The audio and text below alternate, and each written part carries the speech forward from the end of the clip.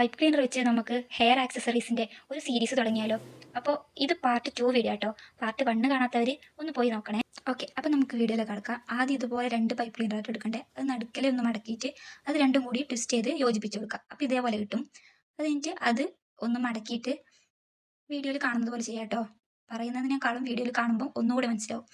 അപ്പോൾ ഇതേപോലെ ചെയ്തിട്ട് അങ്ങനെ 4 ചെയ്താൽ നമ്മൾ ഈ 4 ചെയ്യുന്ന സമയത്ത് ശ്രദ്ധിക്കേണ്ട എന്താ വെച്ചാൽ മേലെയുള്ളത് 2 വലുതും താഴെയുള്ളത് ചെറുതും ആക്കാൻ ശ്രദ്ധിക്കണം കേട്ടോ.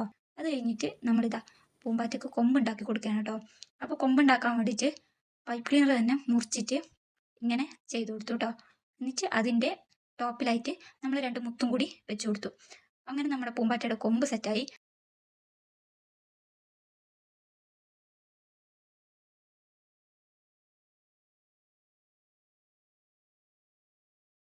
പിന്നെ നമ്മൾ ഇത് വെച്ചിട്ടാണ് കേട്ടോ ഒട്ടിക്കുന്നത്.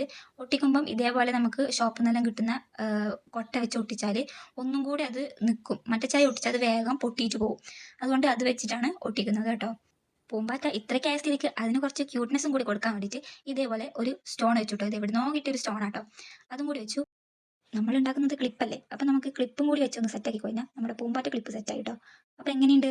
ഇതാണ് കേട്ടോ നമ്മുടെ പൂമ്പാറ്റയുടെ ഫൈനൽ ലുക്ക്. ഇഷ്ടമായ ലൈക്കും കമൻറ്റും സബ്സ്ക്രൈബും ചെയ്യാൻ മറക്കല്ലേ.